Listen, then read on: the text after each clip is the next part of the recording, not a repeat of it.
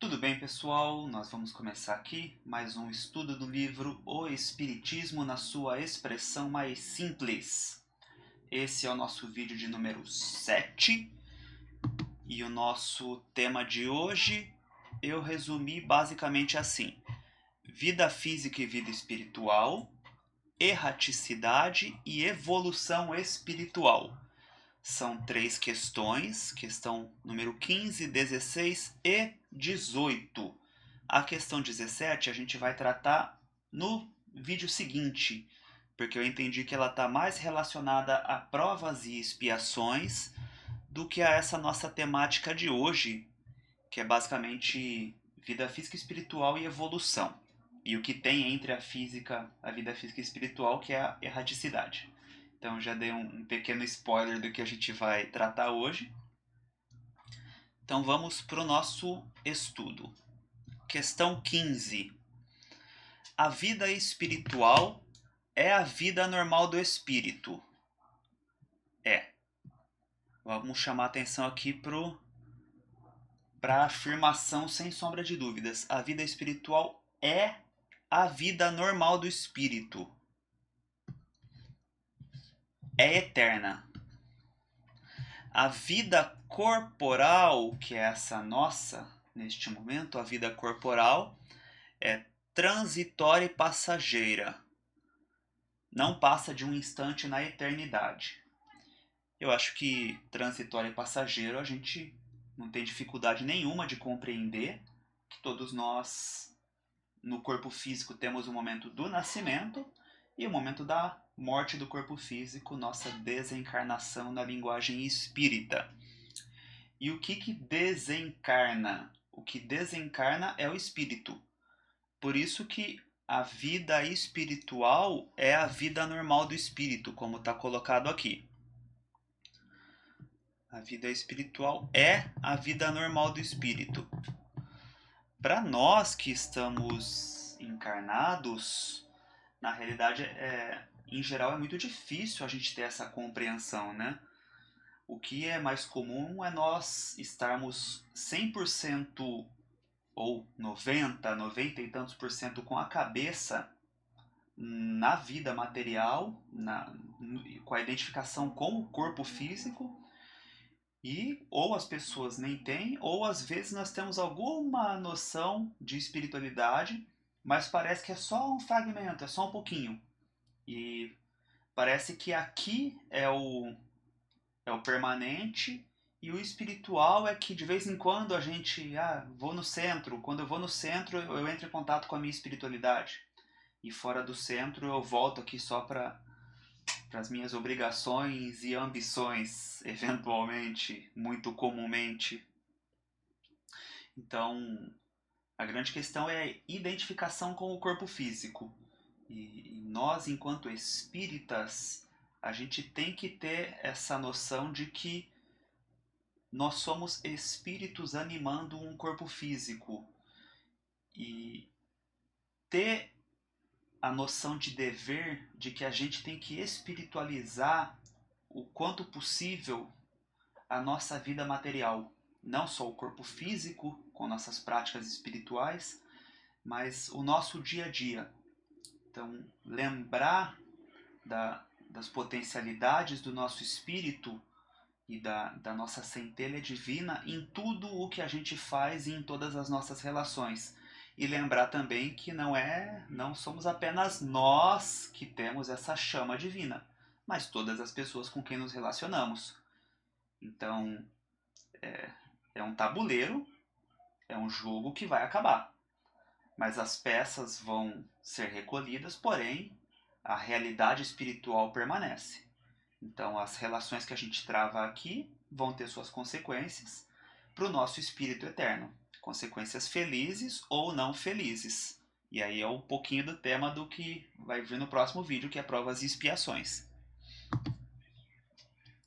Mas a gente sempre lembrar disso, fazer esse esforço de espiritualizar a nossa vida e de procurar enxergar a espiritualidade nas outras pessoas. Aí vem a questão, partindo da premissa da reencarnação, é óbvio, nós temos isso já muito certo pra gente. Agora, entre uma encarnação e outra, então nós somos espíritos eternos, como está colocado ali, ou com uma vida infinita, não vai se acabar. A gente tem a realidade espiritual e temos momentos na matéria. Entre uma encarnação e outra, a palavra que se usa no espiritismo é a erraticidade, que a gente já colocou lá em cima. Erraticidade. Então, na doutrina espírita a gente vai encontrar ou erraticidade ou a expressão aqui errante. O espírito é errante. Então vamos lá. No intervalo de suas existências corporais, ou seja, fora do corpo físico, enquanto desencarnado, em regra aqui para a nossa realidade na Terra, por exemplo, o espírito é errante. Então eu já faço essa advertência. A erraticidade, ela só vale, essa expressão erraticidade ou a palavra errante, só vale quando nós estamos falando de espíritos que ainda precisam encarnar para fins de purificação, para fins de evolução. Espíritos puros já não têm essa necessidade de encarnação. Então, eles não estão em estado de erraticidade, eles não são errantes. Eles já fincaram domicílio e condições plenas de estar na espiritualidade, em comunhão com Deus nos mundos celestes, na ideia de progressão dos mundos. Então, eles não são errantes. Errantes somos nós que precisamos reencarnar. Então, vamos ter esse olhar aqui sobre a erraticidade. A erraticidade não tem duração determinada, ou seja, não é possível se afirmar matematicamente aqui no nosso estudo simplório quanto tempo alguém vai ficar na erraticidade, ou seja, vai ficar aguardando uma próxima encarnação. Porque isso depende de inúmeros fatores. Quando a pessoa desencarna, normalmente tem um desequilíbrio, e aí ela pode ter um período maior ou menor de perturbação. Depois tem uma estabilização ali na situação espiritual, e aí começa a programação para a nova encarnação. Então, acho que a forma mais fácil de tratar isso é o livro/filme, o livro ou filme Nosso Lar, que retrata a história do espírito André Luiz. E vê-se ali o começo do... Vamos falar aqui do filme, que é o visual que chama mais atenção, né? A situação de perturbação do André Luiz na parte umbralina mais densa ali de sofrimento. E o momento em que ele é resgatado, ele passa pelos processos de cura das emoções e do próprio perispírito, ele se estabiliza. E aí a gente tem o segmento da série. No caso dele, o tempo de erraticidade, a gente conclui que está sendo longo, porque foi o tempo de ele ter vários aprendizados, deixar todos eles nos livros pra gente, a série A Vida no Mundo Espiritual, esse é o nome da série de livros. Então dá pra ver que ele teve um bom tempo de erraticidade, valendo a pena. Então ele tá ali se esforçando, progredindo e ok, tudo bem.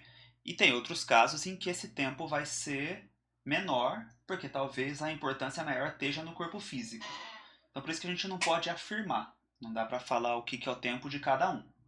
Cada caso é um caso e aí leva-se em conta vários fatores. Qual que é o grupo familiar que está na Terra, por exemplo, e tem melhores condições de receber aquele espírito, seja por afinidade, seja por compromisso, por interesse. Então é feito todo um estudo entre as possibilidades e as necessidades da encarnação. Então, cada caso é um caso, não vamos afirmar nenhum tempo para essa situação de reencarnação. Então, nesse estado, qual estado? Errante. O espírito é feliz ou infeliz, conforme o bom ou mau uso que fez da sua última existência. Modo geral é isso. O momento ali da erraticidade, da desencarnação, está mais diretamente vinculado com a última existência corporal. estuda as causas que apressaram ou retardaram o seu adiantamento, ou seja, o proveito da sua vida física,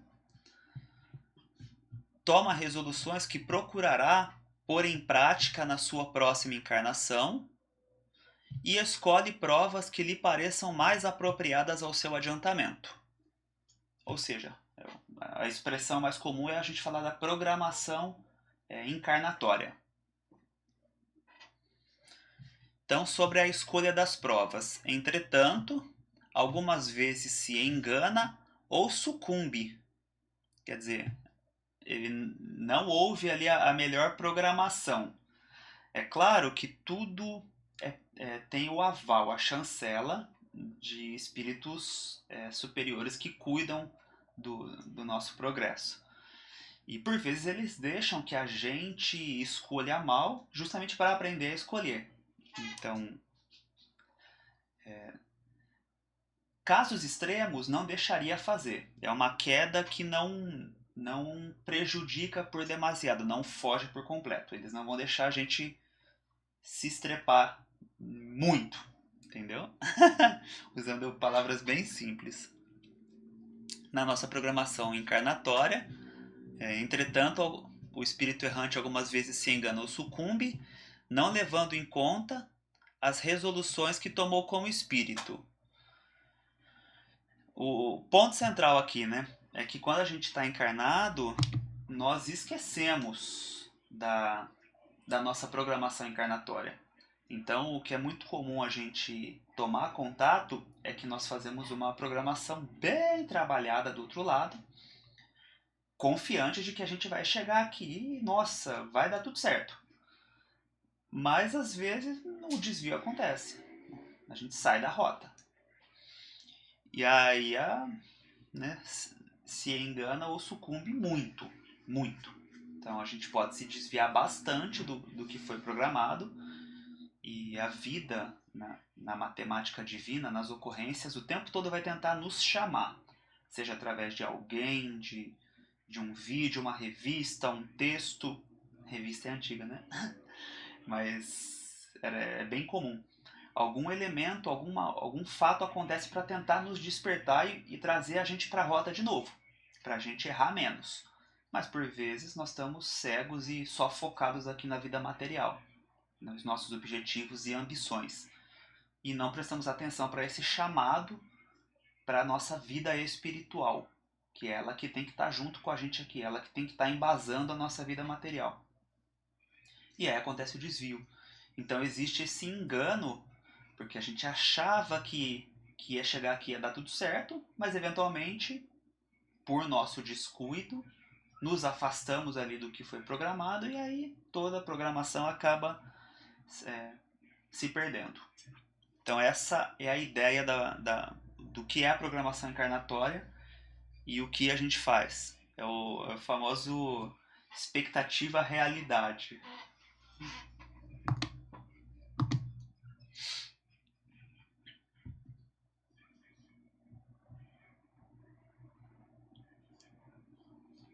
E a questão de número 18 coloca aqui sobre os tipos de mundo. Então, há mundos apropriados aos diferentes graus de adiantamento, ou seja, diferentes graus de adiantamento dos espíritos, e onde a existência corporal se apresenta em condições muito diferentes. Quer dizer, diversos mundos, graus de adiantamento diferentes, graus evolutivos diferentes, e aí a existência corporal também é diferente em cada um desses mundos. Qual que é a regra para nós entendermos isso? Quanto menos adiantado é o espírito, tanto mais pesado e material é o corpo que o reveste. Então, menos adiantado o espírito, mais pesado e material o corpo.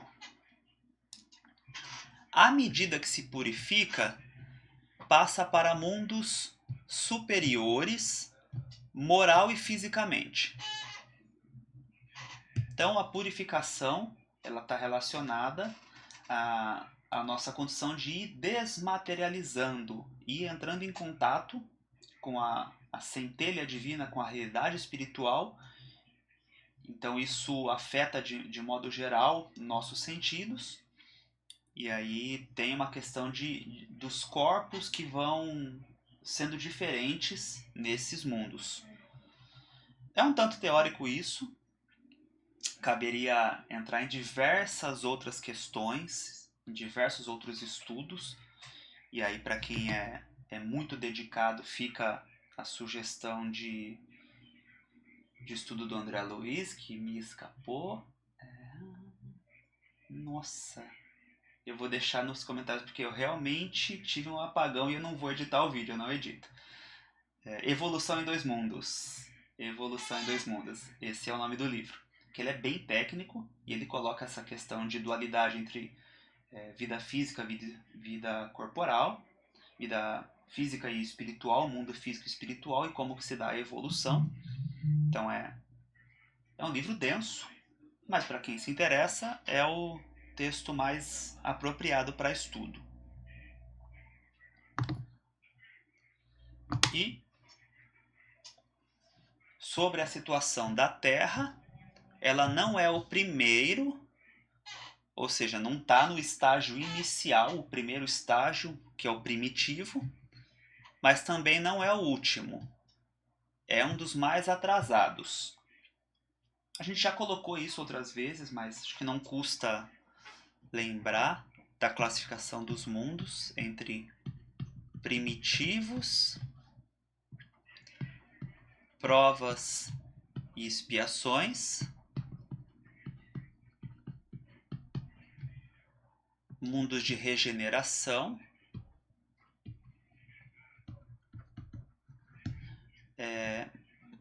ditosos, mundos ditosos ou felizes, que é a quarta ordem, e os mundos celestes. Então, a situação da Terra, segundo a doutrina nos traz, ela é um mundo de provas e expiações, é um mundo de segunda ordem, caminhando para um mundo de regeneração. Tá? Então essa é a posição que a gente tem como colocada, como certa, e o que já nos deixa muito claro que próximo estágio é mundos ditosos, próximo estágio mundos celestes, que aqui sim nos mundos celestes é onde estão os espíritos que não têm mais a situação de erraticidade, que já não reencarnam, não têm necessidade de reencarnar. Então a natureza destes mundos, obviamente, é outra. Ela já não se trata de natureza de mundo físico com questões físicas. Não vou entrar nisso porque eu não sei. Porque se alguém souber, não é daqui, não é espírito, vai estar em outro mundo, não vai estar na Terra. Então, para a gente ser bem honesto. Não vamos nos importar com coisas que estão anos e anos luz distante de nós aí do nosso progresso. Não nos cabe nos preocupar com isso. O que é o grande ponto que eu coloco? Aqui que eu deixei duas setas para nos orientar. A seta para cima sugerindo evolução e a seta para baixo sugerindo esse estágio ainda mais primitivo. E a Bíblia nos coloca, né, duas palavras que são muito importantes para a gente considerar o nosso olhar: Deus e Mamon. Mamon aqui é enquanto riqueza e bens materiais. E Deus, obviamente, na nossa espiritualização, na centelha divina. E a gente tem que pensar sempre, quando fala em Deus, a gente tem que pensar sempre em amor. Não tem como falar em Deus e não ter a palavra, a ideia, o impositivo do amor. Então é a gente colocar em perspectiva a nossa vida e considerar se nós estamos mais ligados à vida material, aos interesses materiais, ou se a gente está mais preocupado ou se a gente tem a preocupação em todas as questões da nossa vida, ou em grande parte delas, se a gente tem uma preocupação espiritual. Eu bato isso nessa tecla em todos os vídeos, e eu chamo a atenção muito para a importância de a gente se colocar de maneira amorosa, amistosa nas nossas relações. Eu acho que é a forma mais prática de a gente colocar essa espiritualidade no nosso dia a dia e despertar o nosso coração aí para a situação do amor. Quanto mais a gente entra em contato com esse sentimento e a partir dele buscar uma expansão de consciência, tanto menos a gente coloca o nosso olhar nos interesses materiais, nossas preocupações aqui na vida física. A gente já começa a ter um olhar de espírito eterno. Então a gente já começa a se preocupar com o que nós vamos levar e o que nós vamos deixar. Então é um olhar treinado. Até hoje mesmo eu tive um... Isso foi tema de uma conversa com uma grande amiga minha. É justamente isso. Vamos avaliar aqui o que a gente vai deixar e para uma questão de saúde vamos sacrificar o que é necessário para cuidar. Porque aqui a gente não vai levar nada para o outro lado. Essa é a síntese. Então, gastar o que for necessário, gastar o que for possível gastar para cuidar de alguém, para um tratamento de saúde, porque a gente não leva nada para o outro lado. Então, esse olhar ele de espiritualidade, de eternidade, ele já nos traz melhores condições aqui para a nossa vida corporal. Então, tudo é treino, tudo serve como experiência e com certeza na hora da nossa passagem a gente vai se orgulhar no bom sentido, a gente vai ficar muito feliz pelo quanto nós pudemos ajudar e já nos preparar para aquele momento. Não tenho dúvidas do quanto vai valer a pena esse nosso esforço aqui de zelar pelo nosso jardim eterno e não por esse canteiro aqui passageiro e muitas vezes mesquinho. Então, um pouco duro, observações um pouco duras, mas que são fundamentais. Para quem se coloca como espírita, e eu gosto sempre de colocar como buscador espiritual, gosto sempre de ter esse olhar de que nós temos que estar buscando a situação de espiritualidade aqui, a gente tem que ter essa compreensão. Sem me alongar mais, agradecendo desde já a atenção, a paciência, pedindo desculpa pelo lapso de memória. Mas se porventura foi útil, peço o seu curtir, a sua ajuda aqui o apoio no vídeo no YouTube, para a gente conseguir alcançar um pouco mais de pessoas, caso interesse. E quem não tem inscrição aqui no canal também pode se inscrever, que sempre que possível nós vamos estar compartilhando outros conteúdos. Nós vamos esgotar o estudo do que eu acho pertinente desse livro, e aí a gente vai abrir um outro estudo. Pretendo trazer algo mais avançado. Nós já estudamos aí o Diálogo com as Sombras, que tem sido muito bom, a repercussão está sendo boa. E aí eu pretendo depois voltar para um outro estudo mais profundo. Esse aqui eu achei importante deixar o básico do espiritismo, mas com esse olhar sempre de busca espiritual. Sempre um olhar prático do que a doutrina, do que a teoria nos traz. Então, muito obrigado e até o nosso próximo vídeo.